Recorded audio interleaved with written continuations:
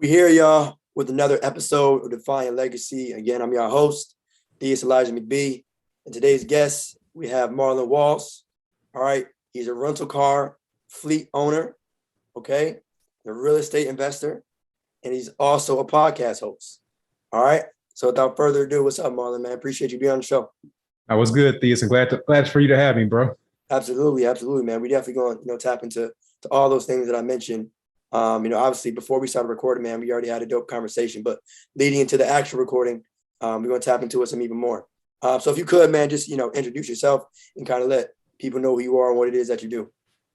Yeah, so just to recap on what you said, right now I'm really focused on the rental car space. So like rental car fleet owners are our main thing right now.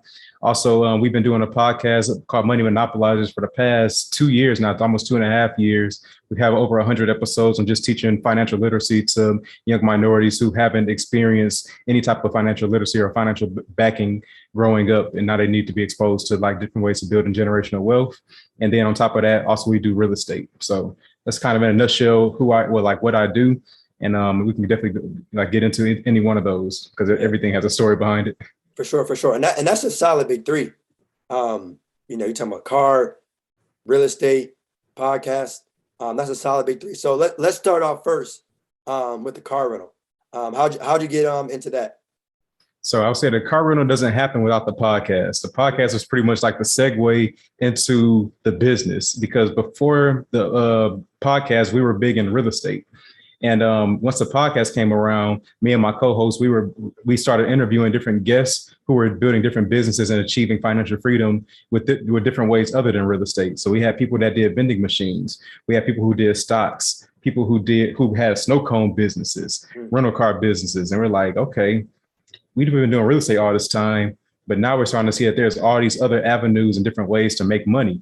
And we don't have to limit ourselves to real estate, because real estate is actually a wealth building strategy, not so much a strong cash flow strategy. So cash flow is a plus, but you're really in real estate for the appreciation and the tax benefits and the appreciation of the property as a way to build long-term wealth.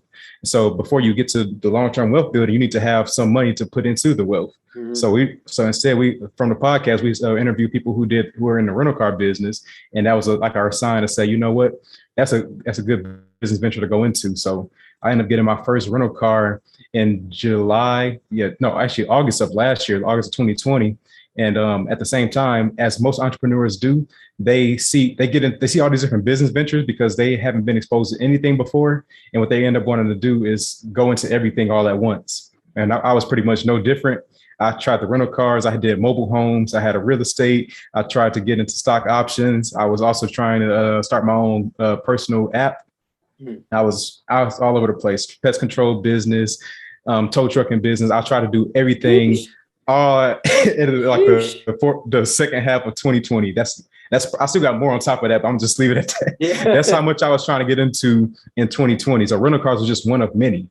And then in 2021, I realized that I was spreading myself way too thin between all these different businesses, and I wasn't really gaining traction in any particular thing. The good thing about the rental cars is that I started that business with my dad because he wanted to join the journey with me. And so what ended up happening is that in 2021, I rewrote my goals for the year. And I said that I wanted to focus in on the rental car business because I saw both of me and my dad were interested in that business. And I saw longevity in that business because people always need a car to rent out. If you're traveling, like if you take a plane flight somewhere, you're going to book two things as a guarantee. You need a place to stay. You need a way to get around. And both of those are different avenues that people serve on a daily basis. So like with the lodging, you have things like Airbnb. Yep. Airbnb competes with the hotel industry. And then you have things like Turo. Turo is the Airbnb of rental cars that competes with Enterprise, Hertz, and things like that. And so I saw longevity in that business. And like I said, in 2021, I said we want to really lock in, focus on the rental car business. And my goal was to get 10 cars within 2021. We did that by August of 2021. Now we're looking to expand to 20 before the year is up. Okay, so you first, well, for one, congratulations. Appreciate that. But two, you talk about, you said August of 2020 was when you first started thinking about opening up the business. What was the first step you took? Was it educating yourself? Was it saving up capital? How'd you really get started with it? So the first thing I did was educate myself, and that's for everything, whether it was real estate, whether it was rental cars, whether it was any of those businesses that I was naming. Education always comes first. We actually have a saying on Money Monopolizers: education before compensation. Before you get compensated for within any business that you get into, you must first educate yourself and be knowledgeable about how to run the business efficiently. Because if you just jump into something because you heard somebody else doing it, you're going to face a whole lot of roadblocks and a whole lot of obstacles along the way that could be avoided if you educate yourself before you get started. So education was the first thing for me. So I took a couple of rental car courses that people were providing, and I said, okay, I see the differences I see the differences between these courses, and I also understand that everything hasn't already been told to me. So I'm gonna have to get my own experiences, but I already have a good foundation to get started. And so that was always my big thing, is like making sure I'm educated, make sure I'm knowledgeable about what to look out for. And then we got our first car. We actually fully financed it with no money down. So that it wasn't really required to have a lot of cash in place because we leveraged our credit between me and my dad. So I financed the first car using my personal credit. And we just had that one car for all of 2020. Okay. Now, a couple of things of that I want to mention. You mentioned the courses part. Did you pay for these courses? Oh yeah. So I really have no issue paying for information, because information is the only thing between where I am today and where I want to be. And it's actually a shortcut to get there, because most people see courses as like people selling information, but what they're really selling is organization and the transformation within the course. Because you can find information anywhere, but first off, you have to know what to search. Most people think that you can search anything on the internet, but you can't search necessarily everything that there is to know, like the things to look out for in a rental car business. Because like one thing that I talk about that's a big time that you can't necessarily search on the internet is what happens if your renter says that if your renter gets into an accident and you try to file a claim to Turo, and they say that the tire tread depth was a little bit low, or like the tires were bald during the trip. So you can't, your claim is going to be denied. So what I was really trying to say is you can't necessarily search particular incidents. You can't necessarily search situations that occurred that people have experienced. You can only search where to park your cars at more general questions. Yeah. And I mean, you can't Google experiences. Exactly. Like you can't YouTube mistakes. There's certain things that, people go through that if they mention them in their courses, that'll definitely help. But I just definitely wanted to, acknowledge that part is, not hesitating to spend money on your education, right? Because now I'm sure there's those courses not only helped you back then, but still probably are helping you now. Mm-hmm. Right? Oh yeah, definitely. So, but that, as well as, you said you utilize your credit without needing too much or if any money down at all. Were you nervous, or how did you feel about that when you first got the actual car? I know you said you did it with your father, but how did that feel? So nervousness was definitely a no for me, primarily because of my age. So I was 24 years old when we first got into the rental car business. One thing I'm big on is just being willing to take the risk and understanding that what is your worst case scenario? Because most people are fearful of getting started in a business or an investment because of the fact that they're scared of the unknown. They're scared of what may happen. What's the worst thing that could happen? Even if I fell flat on my face, even if that car got totaled out, even if we had to pay to sell it, any of those things could happen. But what is my worst case scenario if that happens? Like I may lose a couple $1,000s. Even if we lost all of our cars today, the worst thing I could do is stop running the business and then go put in an application for another job. That's literally the worst. So the worst case scenario for me is everybody else's everyday life. And I just got to pay off whatever the loans may have been, or I may have to pay off the car. Really, if I'm protecting myself the right way, as far as through the Turo and hire car platforms, they're going to pay me out anyway. And that comes from having the knowledge and the information. Yeah. Yeah. And that information is kind of, again, got you to where you are today. But how has that been though, too? Like managing like all of the cars. I mean, the first one I'm sure was, it's your first one, it's your baby, right? But then after a while, when you can, start scaling, what's the process been in terms of making sure all of them are okay? So that's definitely something that we have to learn through experience, understanding how to manage a fleet of vehicles, because everybody teaches you how to get your first car or teaches you how to get a few cars. But as far as like managing a fleet and understanding how to automate systems, that's something that may get overlooked by some people. Especially most people when they're getting into the rental car business that are not necessarily seeking the knowledge or seeking the information from other people, they're going to miss a lot of the actual business owner type of work that comes along with it. Most people are getting into the business as technicians. They just want to be the one that does all the work with running the car out, with getting the car washes, with cleaning up the cars and talking to the guests. But nobody's thinking of the bookkeeping. Nobody's thinking of the overhead. Nobody's thinking of how to make sure you document the mileage and make sure you know when the oil changes are. And you're not even thinking of those things. All you're thinking about is getting the car on Turo and getting it listed and rented out. So that's one thing we had to learn along the way. And by implementing those systems into our business, that's made our business much more passive and profitable.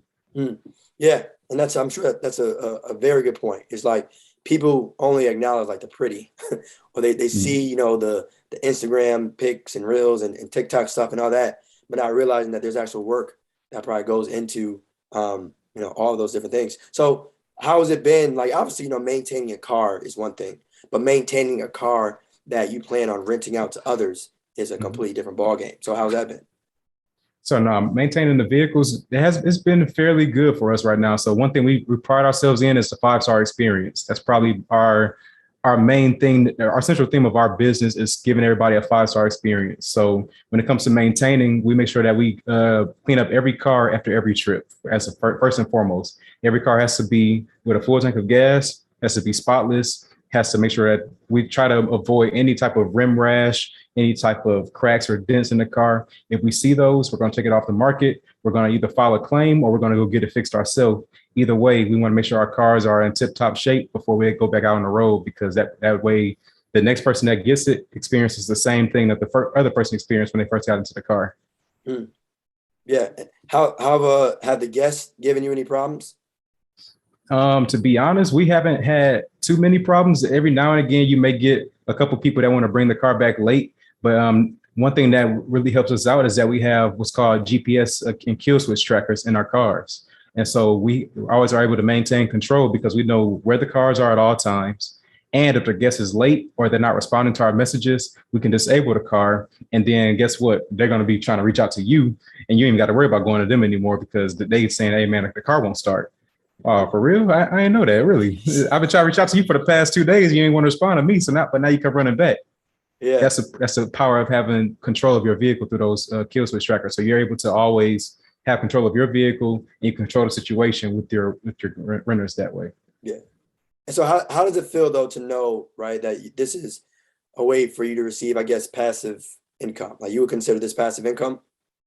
I would consider this more business income. So the ultimate passive income is going to be when we're able to start leveraging this income that we're bringing in through the business and putting it into real estate. So that's one of our longer term plays, is because you have to understand everything has a vision behind it. Mm-hmm. So the wealth building strategy for us is to go from our 9 to 5. Our 9 to 5 is our first investor. That investor invests into your business because you're going to need reserves in your business. You need startup costs for your business. You're going to need to have that money that you leverage from your 9 to 5 to get into your business. Once you have the business up and running, that business is going to kick you out enough cash flow in order to pay for your lifestyle, but also to invest into long-term assets that build you generational wealth. So that's going to be in the form of stocks, real estate, life insurance, things like that, Bitcoin. All those things are what's like the longer term plays. So you have to always have a vision for like where you're going, because we can just see the rental car business as one thing and just spend all that money, or we can have a greater vision for where we're going and say that this is a vehicle, ironically, a vehicle to getting into the next thing, which is going to be long-term real estate for us. Yeah. Okay. Because I know you mentioned too that you're still heavy in the real estate game as well on the podcasting front too. But obviously, with Turo and car rentals is, being such a popular and trendy thing nowadays, is like, just making sure people understand that it's also a form, or can be a form of income. Like Airbnbs, right? So many people have stayed in them, but now there's an option for people to make money through them. So I would say too, right? So let's take it from the top, right? So that to really take people step by step, right? So if someone came to you right now, right, and after listening to this episode, they want to start their own car rental business. Okay. What would be the first thing you tell them? Like walk me through how I personally could start my own car rental or Turo business. One of the things that I've started to tell people is about running your ads. That's ADS. That stands for analysis, documentation, and service. Before you get into the business, it's all about the analysis piece. Analysis includes both market and deal analysis. When you're analyzing your market, you've had to first figure out, is Turo, is Hire Car, Get Around, any of these type of rideshare apps, are they in my market? Because if they're in my market, that means that that's a viable option for me to get into this business and within my market. If they're not, I may need to look elsewhere, look to partner with somebody that I know somewhere else that has Turo in their market, and then run out in that area. Because if it's not in my market, that means there's no demand. There's no demand. That means that if I get a car there, it's going to most likely be sitting. It's not going to get rented out, and I'm not going to have a good experience. So I would first recommend going on to Turo.com and searching within your market to see if cars are there in your market in the first place. If they are, then you go into the deal analysis piece, because now you have to start seeing within the market analysis what cars are listed in your market, because you can't just buy a Lamborghini wherever you go and think it's going to get rented out. You can. One thing that may be more consistent is like the economy cars. Everybody everywhere is going to that is going to be the base car that most people are going to be driving. If it's a Toyota Camry, a Nissan Sentra, Ford Fusion, those type of base economy cars, everybody's going to drive. That's what the majority of people are going to drive when if they're traveling, if they're just in the city. That's going to be your best bet as far as a car that gets rented out frequently and often. But like I said, your market has to have demand for cars in general. If they have higher tier vehicles, you can start moving up the ranks through to like the Maseratis and things like that. But it's very market dependent. But like I said, then there's a deal analysis piece where you start analyzing what deal, like, is this a deal for me? So when I'm looking to purchase a car, I need to figure out, does the rent that this car is going to bring in based on my market analysis make this a profitable thing for me when I buy the car? So am I able to pay off all my expenses, including the insurance, the car note, the paying Turo fees and stuff like that? Am I able to pay all of that off and still be profitable? It's very important to know those things, because most people are just going to buy the first car they see, and then they're going to look up in about a month or two and say, man, I ain't made no money off this thing. And that's because you ain't do your deal analysis. Yeah. Yeah. And, just, do your research. But so what would you say to someone who might be living in a small town where if they check their Turo app, right, there wasn't any available cars for a certain day? And I don't mean just sold out. I mean, literally none. There's none on the platform. Yeah. Yeah, no, I would highly recommend trying to find somebody that you know somewhere else. I don't know. You have to really get creative when it comes to trying to get into a market that doesn't have any demand in your personal market. You have to be okay with either moving markets yourself, or you have to be okay with trying to find somebody else. And one thing that is really powerful is social media, because understand that social media is a place where people can connect through all over the country. Matter of fact, where are you located at? Connecticut.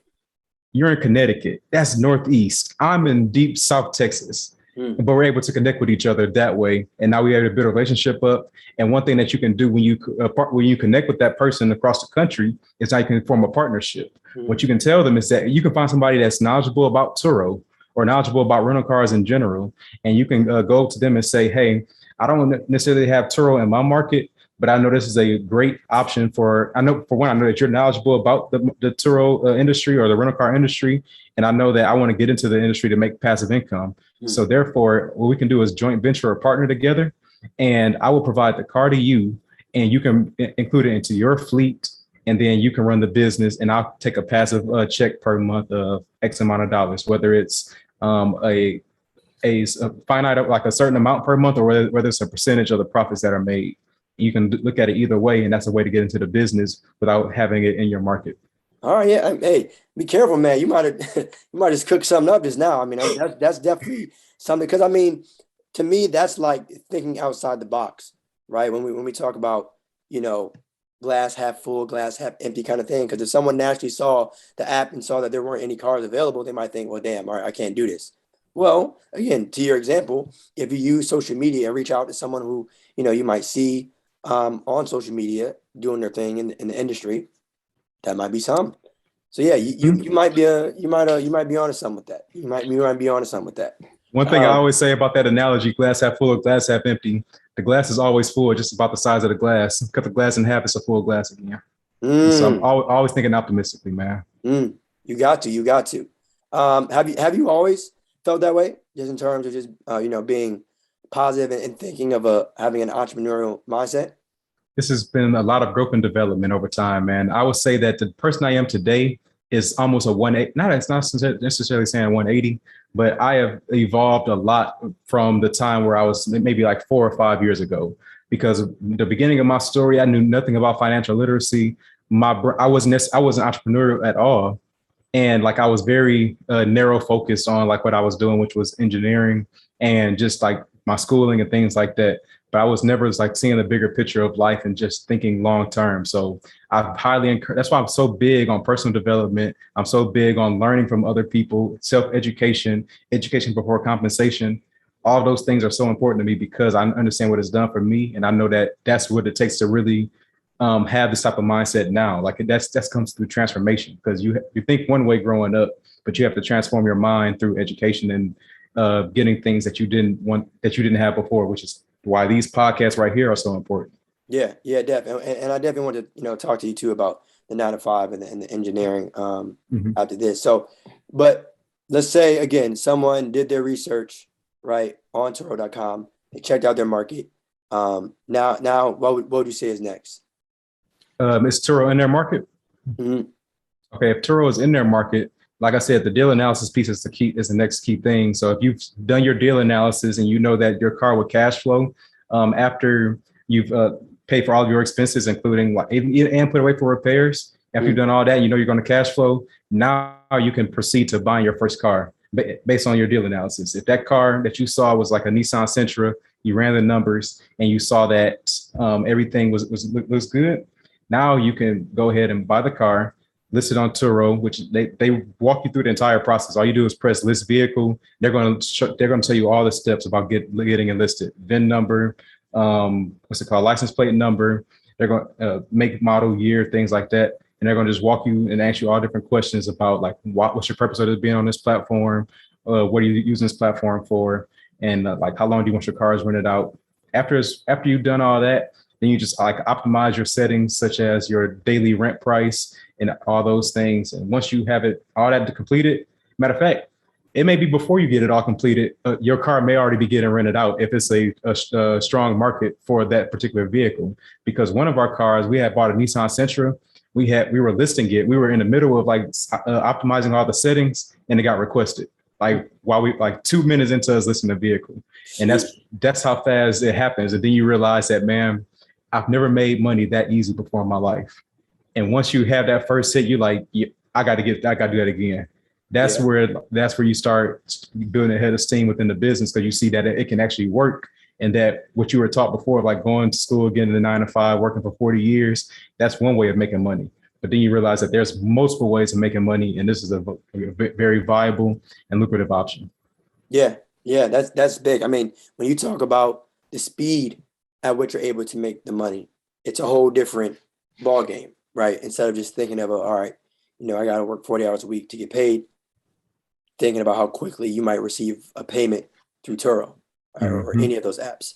All right, so someone has their car, they've now registered through Turo, and now they're ready to go, right? Is there anything after that you would recommend to kind of keep the process going? I would recommend always having a pulse of the market. So understand that every business, I don't care what business you get into, every business has its seasons. And so that means that maybe in the spring and summertime, Turo may be something that people are going to frequently because of the spring, like springtime adventure, or what's it called, spring break, Mm. summertime, summer break, things like that. That's going to attract a lot of people.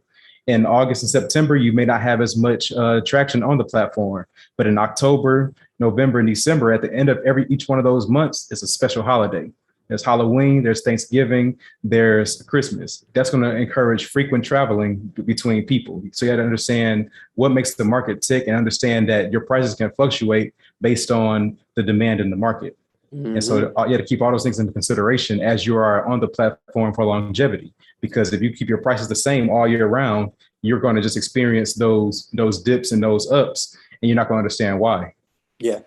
And so again, I mean, again, you mentioned before, right, analysis and doing your research. I can't stress that enough. I think that's extremely, extremely important. You know what? I think that's a step, excuse me, that gets skipped It because does. so many Very folks much are just so. trying to run and just immediate. And like I said, I'm always going to believe in failing forward, right? Taking massive action, but at the same time, understand that like, it doesn't hurt to teach yourself how to do certain things.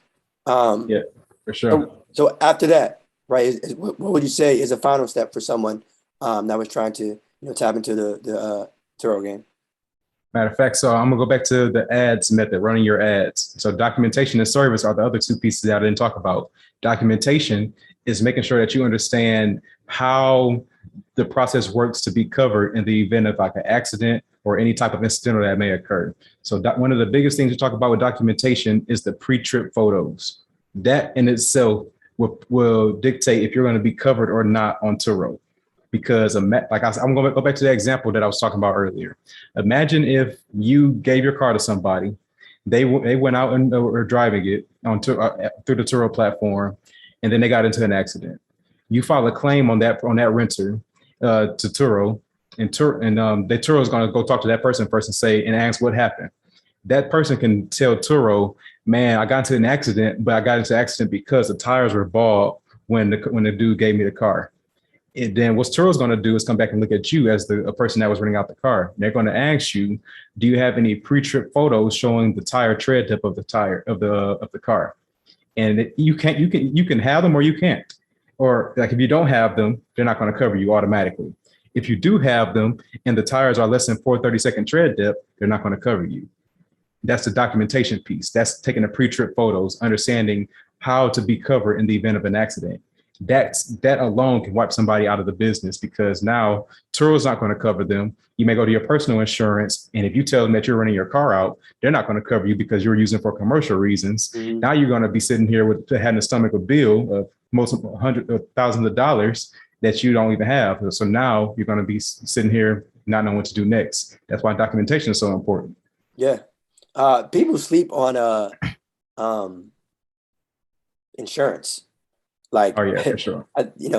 Car insurance, life insurance, health, like all that. Like, please, y'all, like insurance. I know, some people might feel like, oh, I don't really need it, but like, you never know when you'll need it until you actually need it. You know what I'm saying? So like, you don't want to put yourself in that situation to kind of, deal with that, unfortunately. And that's just a fact.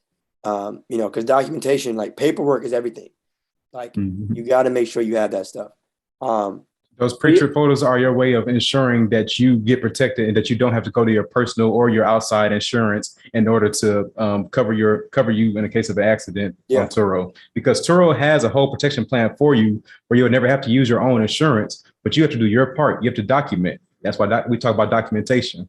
And I guess just to finish it off, the last part of service, understand that when you serve, that you're in this business to serve others. When you get into a business, nobody is self-serving. You have to be selfless and serve other people to have longevity in the business, because there's almost 8 billion people in the world. We are here to serve those people. That's what's going to ultimately, if everybody gave us $1, we would be billionaires just from everybody giving us $1. So my goal is to serve as many people as possible and give them all a 5-star experience, because if I give them a 5-star experience, that means that they're going to be repeat customers. I may have long-term customers. I'm going to get referrals, and I'm going to ultimately end up with more money in my pocket because I put somebody else before I put myself. And that's how you build longevity in the business on top of everything else. Yeah, it's amazing what can happen when you're nice. It's amazing what can happen when you're kind. Like people, outside of obviously, still a money game, of course, but like just providing value and helping as many people as you can and finding a need, right? Like you mentioned it, like thinking of like all businesses have their seasons. Right. So like if people are in need of a car or whatever during spring break, maybe that's something that, you tap into. And you did it all this, man, or you started at the age of 24. So did you ever encounter any issues with, just being a young person in the game? Being a young person in the game, not so much. I never really had any issues. Honestly, in all of business, I would say that besides the fact of inexperience, being young is an advantage. Because if you actually are seeking mentorship and seeking guidance, people are going to actually want to help you out more because of the fact that they can see themselves in you when they were your age. Because like say if you're talking to somebody who's like 40 or 50, very successful, and they've been able to build a business, and like they live in their life, financial freedom, and they've built generational wealth and all that. If they see somebody else that's young, ambitious, and trying to do more for themselves, that's going to encourage them to, because they've done all that they can do for themselves. They want to give back to other people. Like they're encouraged to do that. So like when I was getting into real estate, same thing within the rental cars, people love to pour into somebody if they see that's ambitious and trying to create a different legacy for their family. Like that's something that motivates them to want to help you out. So I've had lots of help along the way because of the fact that I think my youth has played a big factor in doing that. Yeah, yeah, and like even being in college, like everyone wants to help out the interns. Because Exactly. everyone, like I said, everyone can relate. Everyone, they appreciate the hard work that you're putting in at such a young age. So, and the reason why I asked you that question, because obviously, like whenever folks talk about business, there's a lot of folks who are under the belief that you have to be in, a certain age, if you will, to really be, killing it in the industry, and that doesn't always have to be the case. So yeah, so we talked about Turo, right? I just want to cover the big three, if you will. So the next one, no, for real, just again, I know you. just to provide value for people, as you mentioned. So we talked about Turo, right? Yep. So hopping into the next one, podcast, Yep. right? Talk to me about how the two of you started that, and how it's grown over time. Man, so the podcast actually happened while I was in grad school. So 1 year into me being in grad school, my podcast co-host came to me because he had this conversation with his sister, and she had mentioned how we kept on having these financial literacy conversations because back then we were only talking about real estate. Real estate was our main thing. We just real estate. We would talk about house hacking. We would talk about buying rental properties. We would talk about how we're going to build wealth, our wealth building strategy. And we had these conversations all the time. The problem is that all of our friends, the people that we grew up with, people that we've met along the way, we couldn't talk to anybody else about this because we were the only ones who knew. Like we were the only ones who educated ourselves to know about it.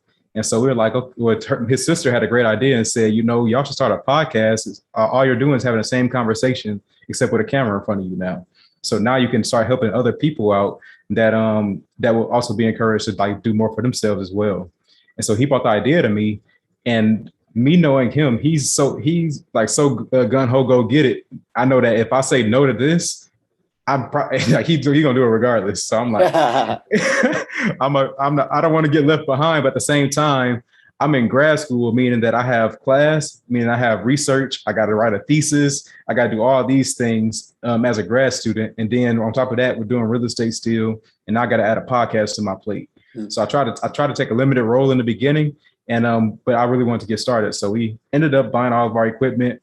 We were probably getting like 100 listeners a month in the very beginning. That was like for the whole first year.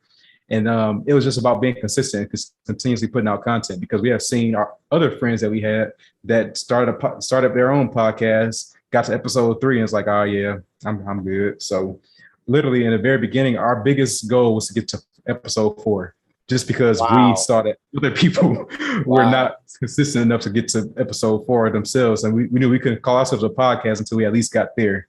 And it was just about continuing on from there, man. It grew. It just continued to grow as we stay consistent. And now look, and if you could, man, repeat the name again so that everyone, is aware of this stuff. Money monopolizers. Yes, so our like I said, our big thing is teaching like recent graduates, especially because that's where we started at. It's teaching them for one about our journey into financial freedom, and then also showing them how to build generational wealth through different avenues such as businesses, real estate, stock market, and things like that. So we bring on different guests on our podcast who have built successful businesses or become successful real estate investors, and now they're showing other people how to do the same. Yes. That is extremely, extremely important. We got young brothers talking about financial literacy and understanding the importance of it, and then spreading that knowledge. But shout out to his sister though for big time mentioning and recommending that you all start a podcast, because I'm sure, correct me if I'm wrong, but when it was first brought to your attention, did you think it would be where it is today? And obviously I know, like, to me, there's no like mountaintop, if you will, when it comes to growing, right? You should always feel like, all right, we can always do more. But compared to the first day you recorded or the first day that, it was brought to you to now, how does that, make you feel? That transformation, I would say the majority of our success has come due to the fact that we started a podcast. I didn't understand how powerful saying yes was back when I said it.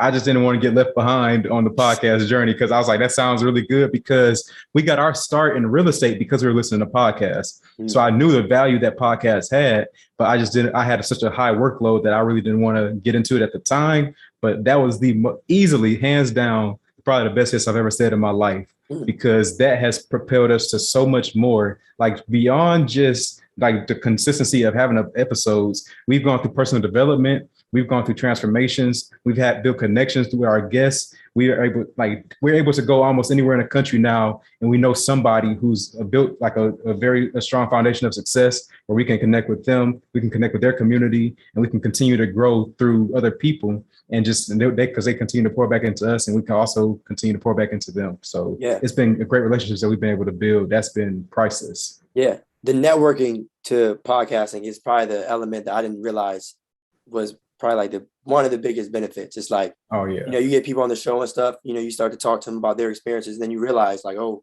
shit, like this, we're not just having a conversation, like gems are being dropped that I can use in my everyday life. You know what I mean? I'm sure you've, like you said, have kind of experienced that as well. Oh yeah, a whole bunch of it. Like a lot of our principles, especially like our wealth building principle of going from 9 to 5 to real estate, 9 to 5 to business to real estate.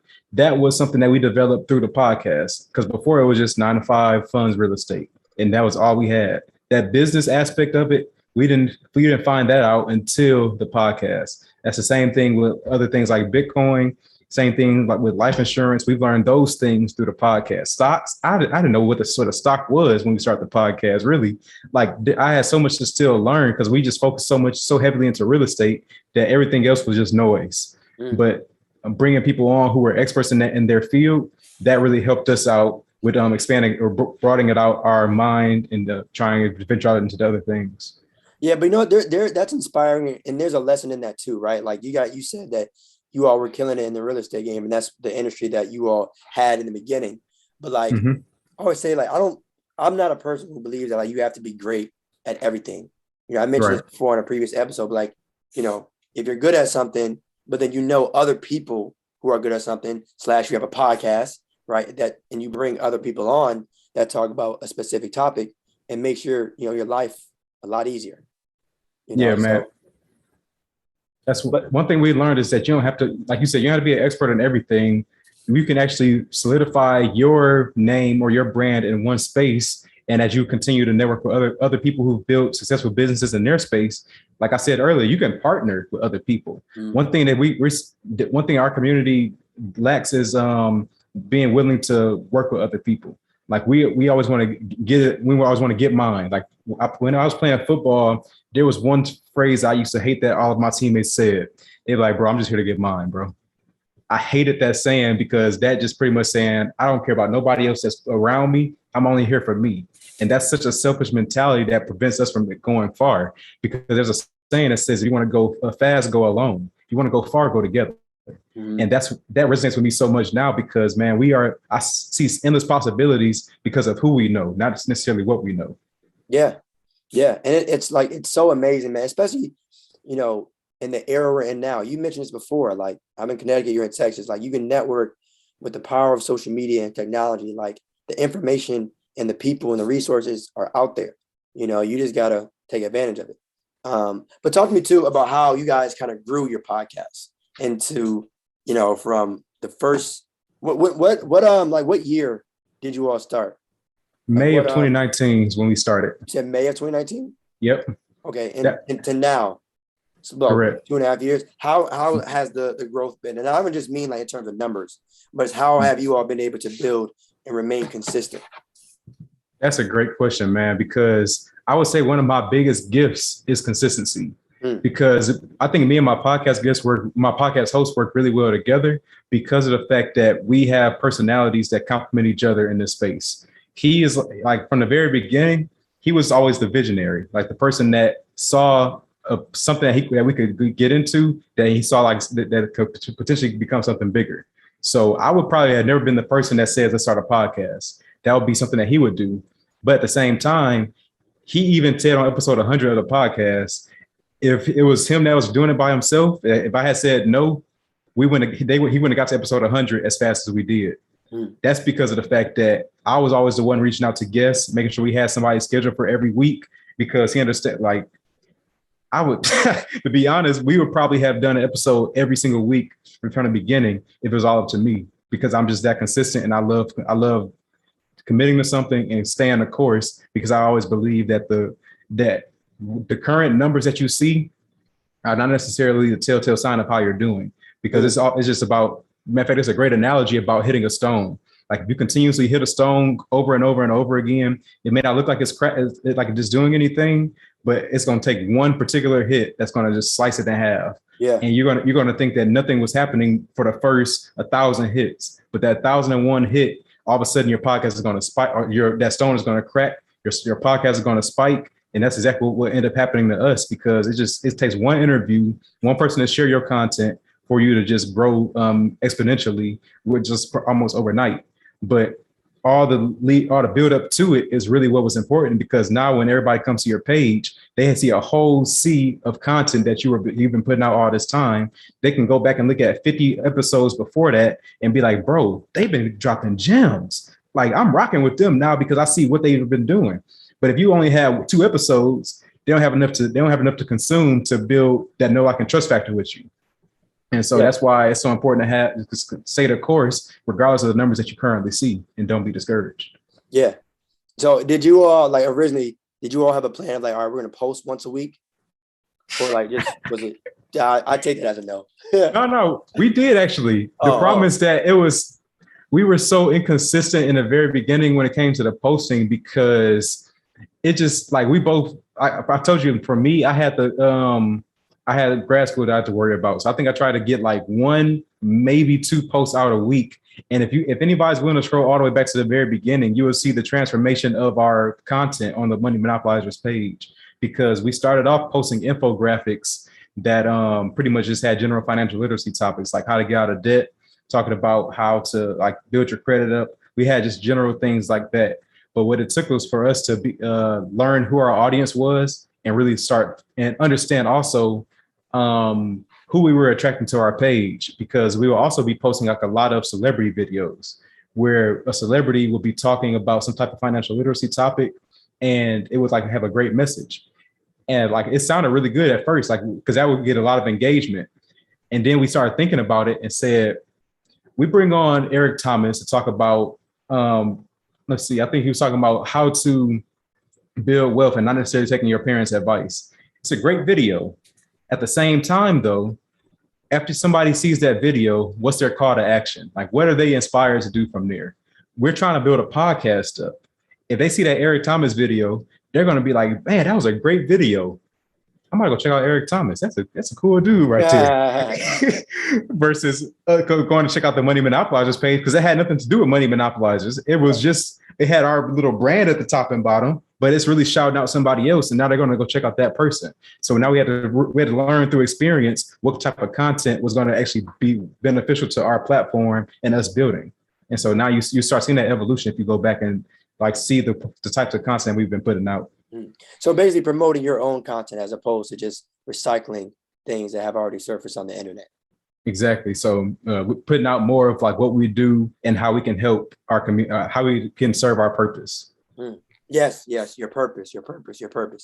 And so, I mean, obviously, dating back, 2.5 years ago, like I said, when the idea was first presented to you, did you envision it being where it is today? Nah, not as far as the numbers. We actually thought that we would have, like, greater numbers wise, but it's really been the level of impact that we've been able to have for both ourselves and then everybody that we've touched along the way. Because now, if we go back to our high school now and somebody sees us, if we go back to our high school in general, we're going to get spotted and somebody's going to be like, yo, Money Monopolizers, what's good? Like, it's very surreal to see how many people we've been able to impact within our personal community, and then even in other states, other places around the country. Like, it's really impactful to see how many people that we've been able to reach out to and impact. And I just see that now that we're really starting to hit, like, an upswing when it comes to, like, our outreach through social media platforms. Yeah. And it's crazy too. I'm sure you can relate to this when it comes to podcasting. Like, you never really know, like, who your dedicated followers are sometimes, slash Oh yeah. people who always watch your content. Like you don't always have to judge things just by engagement or likes. Like there's people out there that I'm sure have watched like either every single episode or are locked in on the content, but haven't told you, slash Oh yeah. like you have no idea about. So that to me was why I'm like, all right, I got to keep going. Cause I'm sure there's other people out there that are just probably just as locked in as the host, because they now have something to look forward to, right? Having people on the show that look like us definitely helps, so overall, man, like constantly growing the pod is, especially like since you're saying it came from a simple, like, yo, you trying to do this podcast? You said, all right, cool. Simple as that. That's really, it's turned into so much more as far as impact and transformation between both of us, because the people that we are today is a product of the people, of what we learned through the podcast journey. And it's been very rewarding.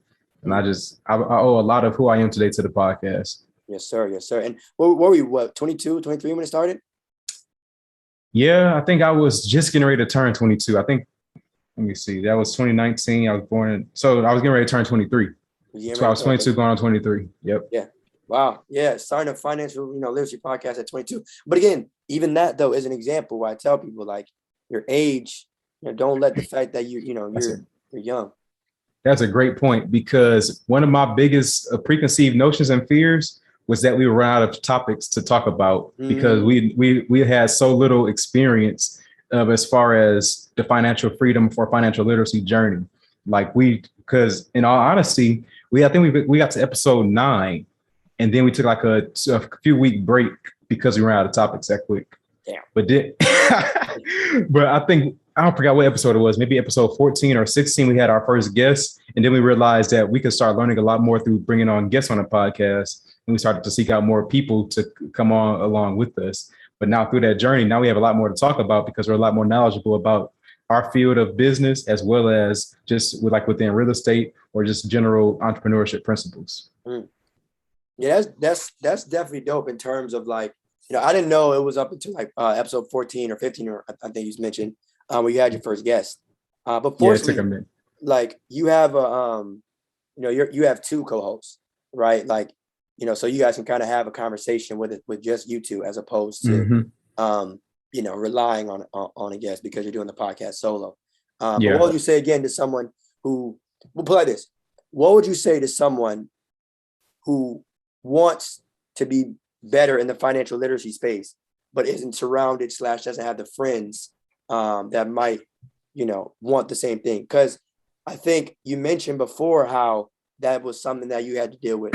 It was you and your co-host talking about financial literacy before the pod, right? But people, I guess, around you, and I mean, at the end of the day, you're still young, right? Like, it's not common to see a 22-year-old just, want to talk about real estate. And that's just an unfortunate fact, but it's true. So what would you say to someone like that? There's one video that went viral on my TikTok, which is talking about changing your circle. And I'm very, very big on that, because you have to understand that everybody is not going to get to the dance floor at the same time. So like, that means that you have discovered financial freedom as a goal that you have in life, or that's something that you want to pursue, and you think a podcast or something like that may be a good idea. That doesn't mean that your friends have also gotten to that same point.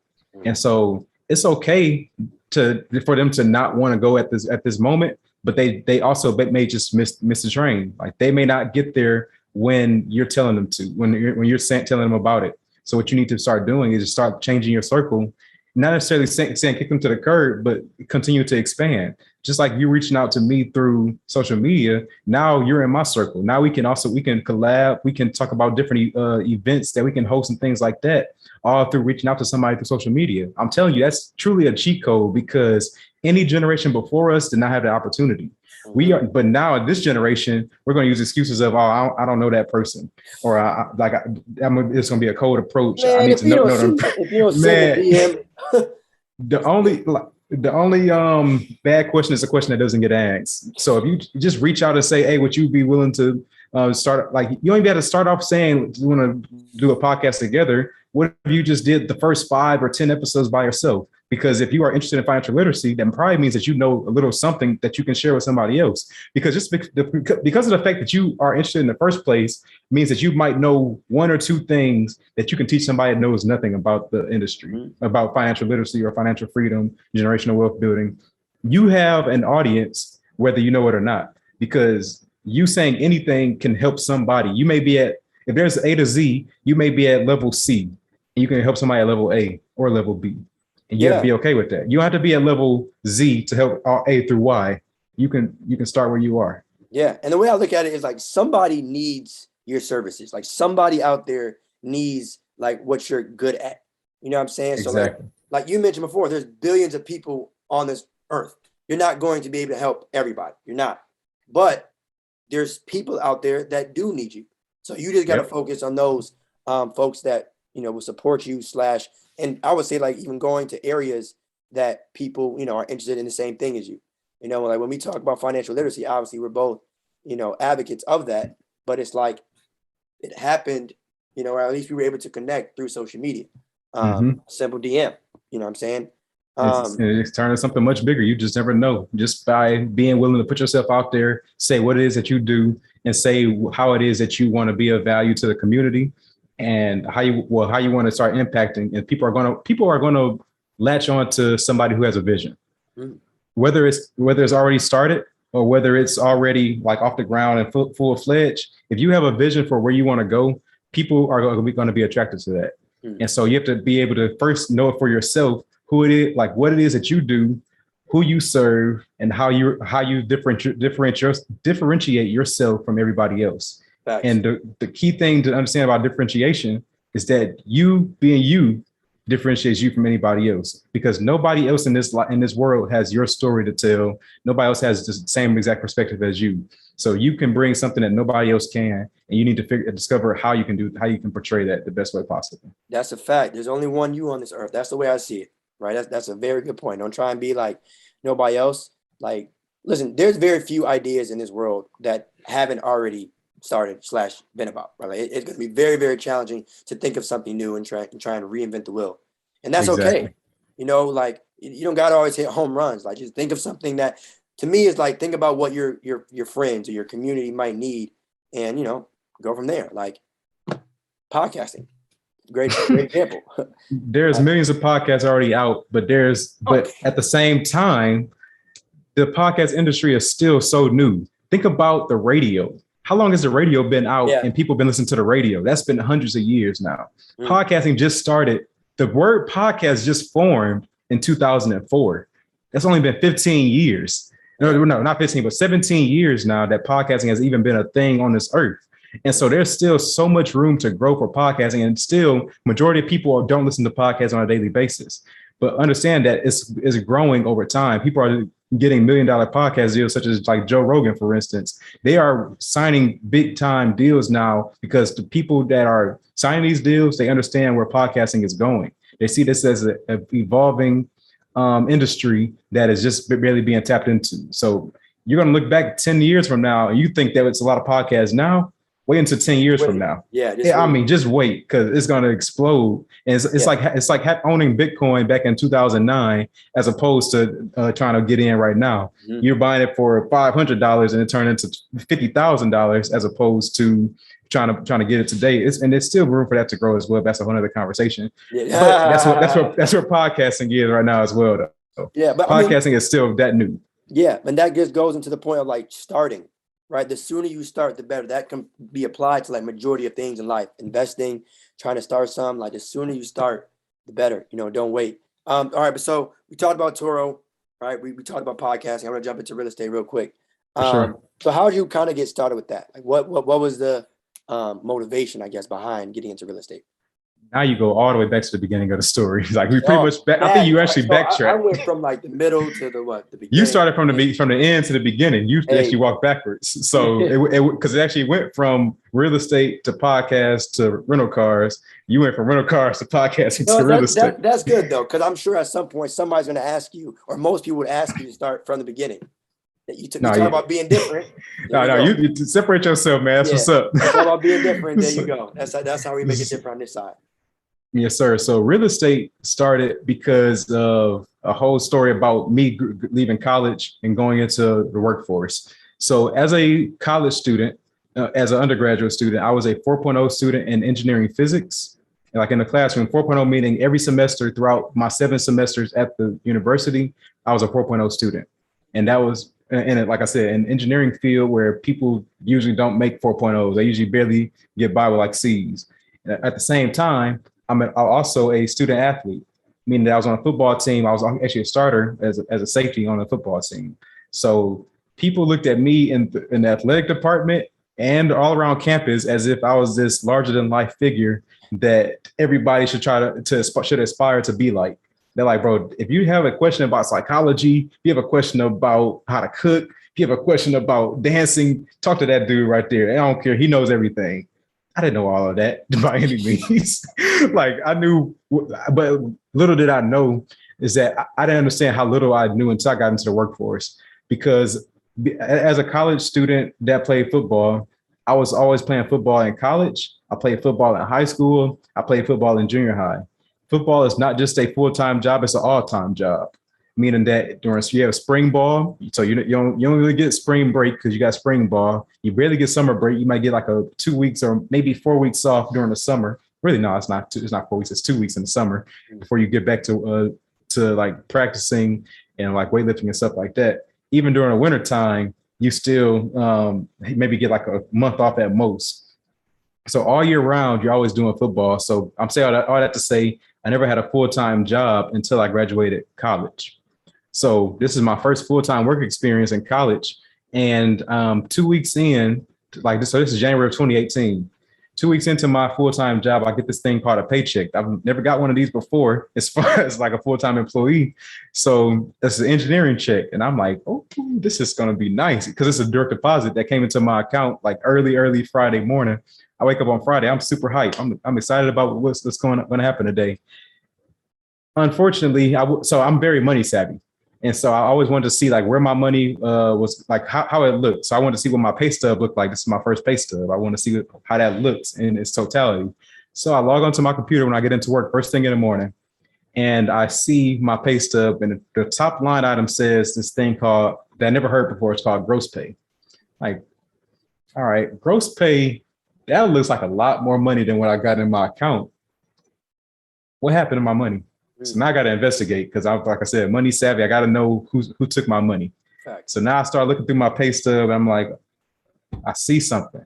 I caught what's going on. There's these little line items over here at the bottom right that's showing me different deductions that came from my gross pay. There's a thing called Fed. There's this thing called state that has a number attached to it. There's like another like a med. It's a whole, but these like 3 or 4 line items that were showing me where my money was taken away from me. I had no idea what happened. So I called my dad like, yo, I don't know what happened to my money, but I had a gross pay and I got a net pay, and those ain't the same number. And these little line items over here, that's where it went to. What are these called? Dad said, bro, that ain't nothing but taxes. What's up? So now I had like this little moment where I just like feel like I was isolated in that little cubicle all by myself, like it dimmed all around me, and I got like a spotlight on me.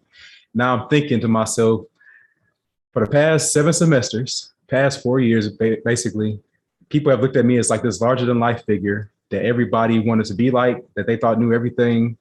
And 2 weeks into the real world, I realized how dumb I was. I knew absolutely nothing about anything related to like how to live your life. I did start realizing that I didn't know what matter of fact, even before that, I didn't know what a W-2 or the W-4 form was, the I-9 form. I didn't know what taxes were. I didn't know how to buy a house. I didn't know about credit. There were so many things in the financial literacy space that I knew nothing about.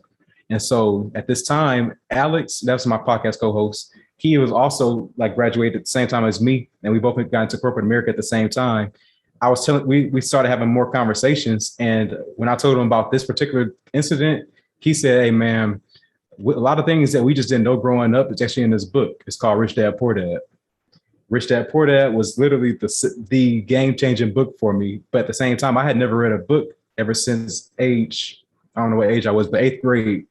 eighth grade, I guess I was like 13, 14 years old. I had never read a book cover to cover because I like reading just was not my thing. But I read Rich Dad Poor Dad in 2 days. Damn. Like I finished that, but when I finished that book, my mind was blown away, and the whole trajectory of where I was going was also changed from there. And so after that, we had started developing a strategy saying, okay, now we see what happened to Rich Dad Poor Dad, like as far as what he teaches. Now, how can we change our trajectory of where we're going in life? And so that's where real estate came about. So we said, okay, we're going to get into real estate, but Rich Dad Poor Dad doesn't teach real estate. It doesn't teach business. It just teaches how to think along the financial literacy aspect. So now you have the mindset of wanting to learn more. Now you have to figure out how to learn. So we don't know what to learn. So now we start seeking how to learn about real estate. We came across this thing called Bigger Pockets, where we learned about, they had a whole podcast about how to get into real estate. They have books. And I literally read, I think, 8 books within 6 months. And then also listened to probably 200 podcasts within that same amount of time. And all of that was to prepare me for the real estate journey that we began like the second half of that year, 2018. And that's how the real estate journey began with a house hack. House hacking being where I bought a single family home instead of renting out. So in July of 2018, I went to go do grad school, like to become a mechanical engineer. I got a mechanical engineering master's degree at Purdue.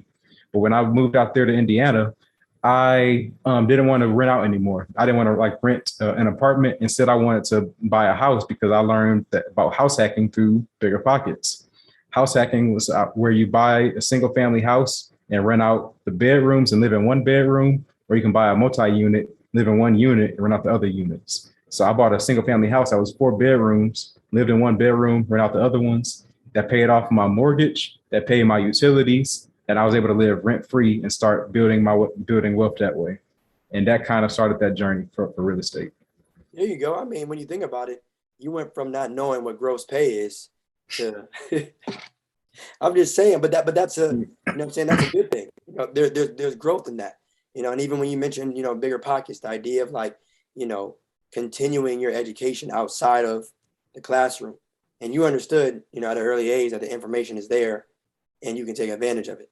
You know, but I just had to ask about the real estate phase because that's a huge game that, you know, obviously many people are in, but, you know, that's something that should be talked about, I feel like, even more. Oh yeah, no doubt. Yeah. But so we covered, right, Turo and car rental. We covered podcasting and we covered real estate, right? Yes, sir. The final question that I have for you, man, and it's a question that I ask everyone has been on Define Legacy is, how do you want to be remembered?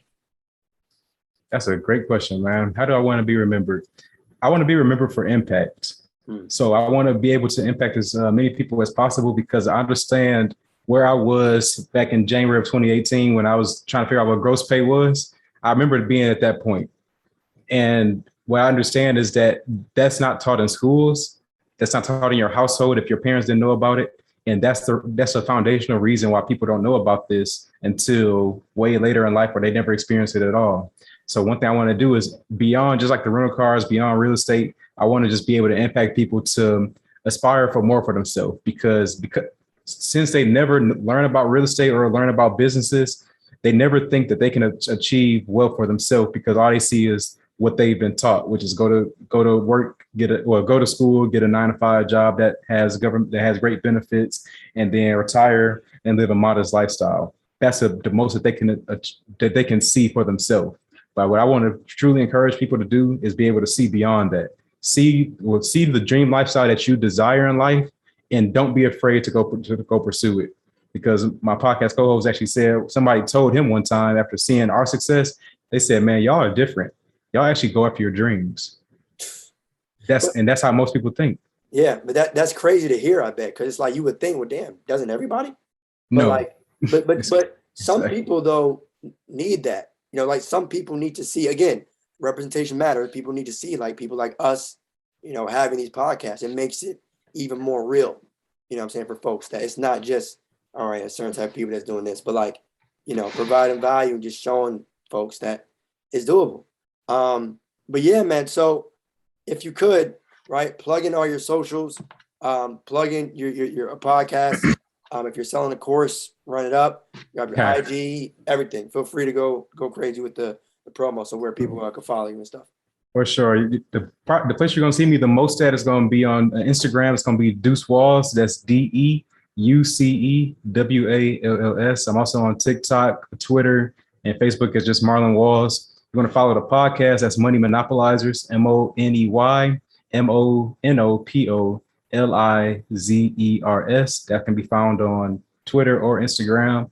And then if you want to tap into the actual rental car, if you want to learn about the rental car industry or how to get into like the Turo and the hire car space, you can go to my website, rebusrentalcars.com. That's REBUS rentalcars.com/course. And you'll be able to either tap into our course or masterclass that we put on almost every month. So we actually teach you A to Z how to get into the rental car industry. And we talk about all the things, like especially like the ads method.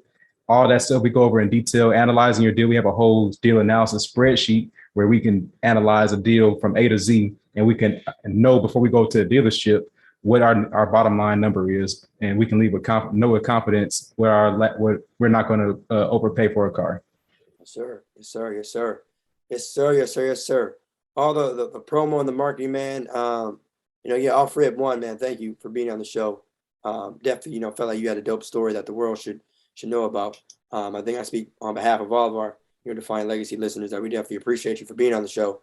And for those listening out there, obviously follow Defiant Legacy on Instagram, Twitter, Facebook.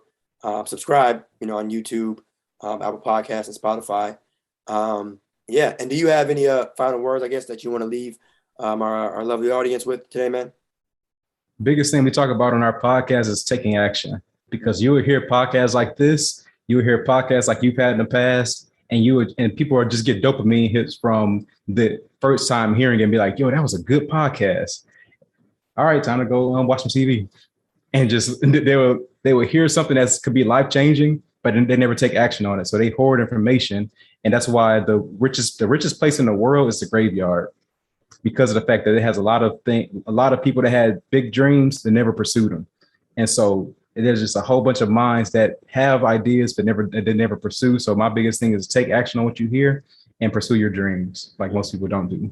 Yes, sir. Yeah, take action on what you hear and take action after you become educated, because it's a two-step process, right? No doubt. It starts with the education. That's good. You should definitely do it. Again, utilize YouTube, social media, podcasts, all that, but then use it. Right? Don't just learn all day without applying the information to your actual life. So that's a great way to kind of end this episode. Again, appreciate you for being on the show, man. It's definitely a dope one. Turo episode has been locked in. All right, y'all.